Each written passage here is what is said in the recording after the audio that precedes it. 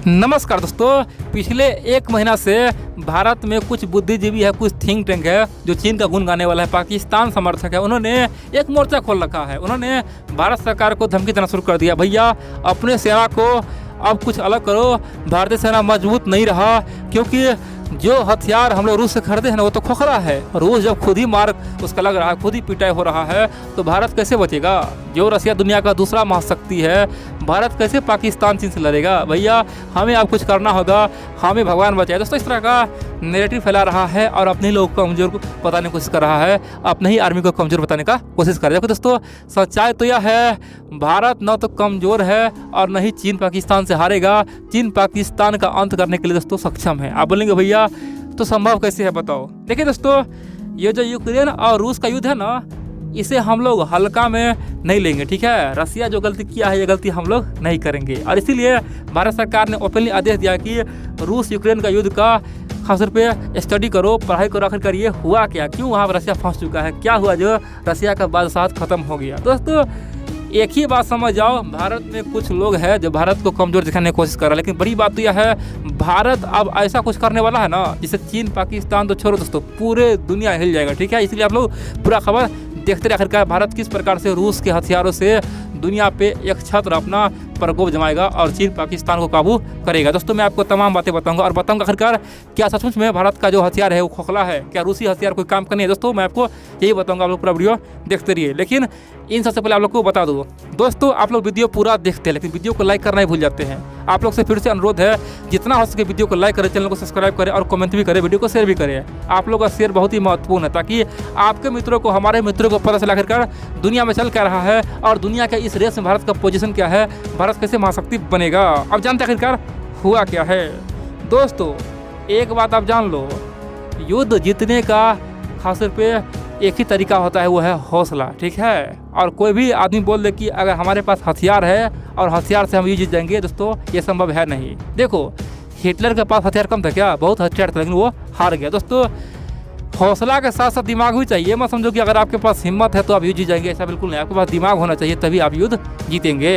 और बड़ी बात तो यह है, इस मामले में रशिया ने कुछ गलती कर दिया और यही कारण कि वो आज युद्ध में फंसा हुआ है। दरअसल आप देखेंगे तो वर्ल्ड वार 2 में जो हिटलर पूरी तरह से ब्रिटेन को तबाह कर दिया था, फ्रांस को हरा दिया था, आखिर ऐसा क्या हुआ जो रूस में जाते यानी कि सोवियत संघ घुसते ही वो हार गया। दोस्तों सोवियत संघ का एक खासियत है, वहाँ पे कुछ महीना होता है ना, खासतौर पर दोस्तों फरवरी मार्च का जो महीना होता है, वहाँ पे जो मिट्टी होता है दोस्तों गीला हो जाता है, ठीक है। वहाँ पे जो मिट्टी होता है वो गीला जाता है। और दोस्तों सोवियत संघ में यूक्रेन पहले था, ठीक है। जो आज यूक्रेन है वो पहले सोवियत संघ का हिस्सा हुआ करता था। तो बड़ी बात है दोस्तों, यूक्रेन का मिट्टी बहुत ही खतरनाक होता है, खासतौर पे अप्रैल और खासतौर पे दोस्तों मई के महीना में, फरवरी से लेकर मई तक वहाँ का मिट्टी गीला हो जाता है। और यहाँ पे कोई भी टैंक, कोई भी भारी भरकम हथियार गुजारे ना, वो पूरी तरह से दह जाएगा, उसका चक्का दोस्तों जाम हो जाएगा, फिर वो आगे बढ़ नहीं पाएगा। दोस्तों यही गलती हिटलर कर दिया था। जब सोवियत संघ पे हमला किया था ना, तो सब कुछ ठीक था, सोवियत संघ सेना भाग गया। जी हाँ दोस्तों, सोवियत संघ सेना भाग चुका था, खासतौर पे दुम दबा के भाग चुका था। लेकिन हिटलर का जो हजारों टैंक हथियार है ना, वो सोवियत संघ में घुसते ही उस समय दोस्तों यूक्रेन के बॉर्डर पार करते ही दोस्तों पूरी तरह से मिट्टी में धंस गया था। फिर उसका सेना भूखे प्यासे उसी मिट्टी में दब के मर गया था। ठीक है दोस्तों, यानी कि ऐसा हाल था। और रूस ने भी यही गलती कर दिया, यानी कि रसिया जब यूक्रेन पे हमला किया दोस्तों, यूक्रेन में वही महीना चल रहा था, कौन, फरवरी महीना चल रहा था, मार्च महीना चल रहा था, और रूस ने बिना सोच समझे हमला कर दिया। और फिर क्या हुआ दोस्तों, आप लोगों ने वीडियो में देखा होगा, रूस का हजारों टैंक फंस गया, हजारों बड़े बड़े मशीन फंस गया और फिर यूक्रेन तक पहुंच ही नहीं पाया, रास्ते में ही दोस्तों मिट्टी में दब गया, ठीक है।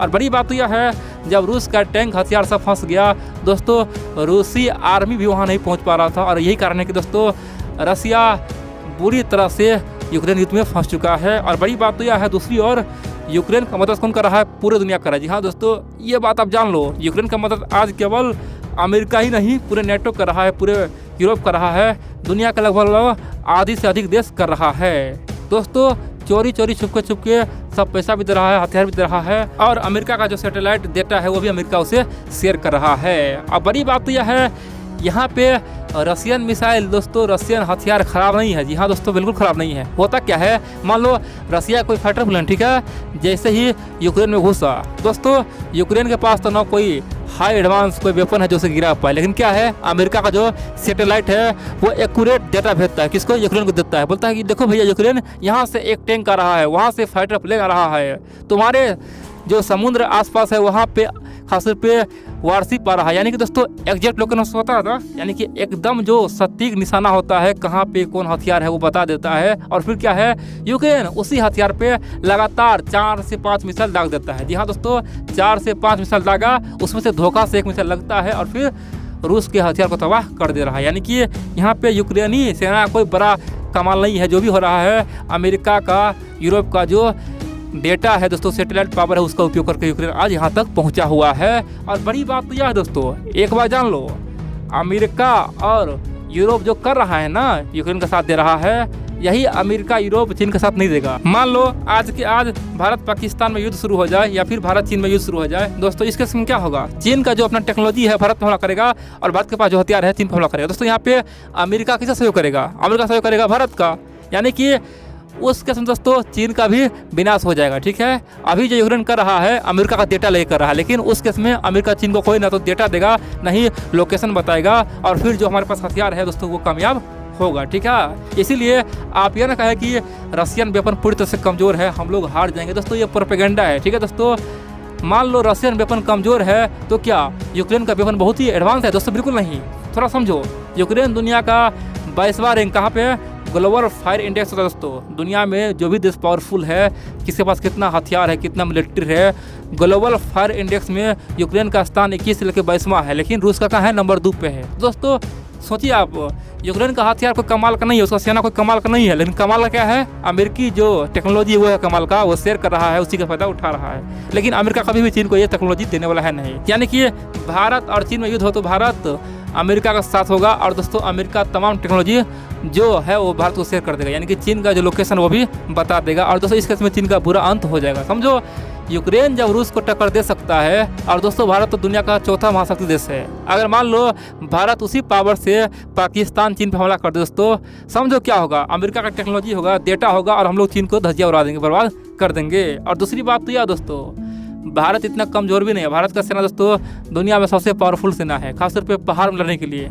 हिमालय रेंज में लड़ने के लिए दोस्तों भारत का सेना सबसे पावरफुल है। आज भी दोस्तों पहाड़ी युद्ध के लिए, गोरिल्ला युद्ध के लिए अमेरिका से, यूरोप से, रूस से सेना आते हैं भारत में सीखने के लिए कि भैया पहाड़ में युद्ध कैसे होता है। और दोस्तों चीनी सेना, चीनी थिंक टैंक कई बार बोल चुका है कि जब भी हिमालय में युद्ध होगा भारत का एक सेना चीन के 10 से भारी पड़ने वाला है, क्योंकि हिमालय में भारतीय सेना बहुत ही बहादुर होता है, बहुत ही खास तौर पे डेंजर तरीका से लड़ता है। इसीलिए दोस्तों ये मन से भ्रम निकाल दो।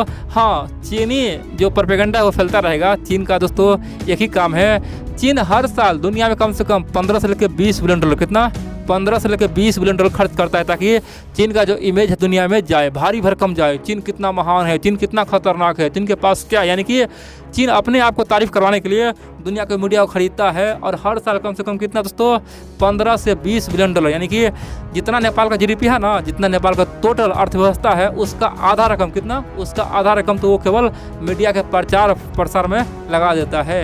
इसीलिए दोस्तों इस बातों में आप मत जाए, रसिया का हथियार के यहाँ पे कोई कमी नहीं है। कमी क्या है, यहाँ पे रूस एक तरफ है और पूरे यूरोप अमेरिका एक तरफ, इसलिए यूक्रेन आज इतना बढ़त बना रहा है।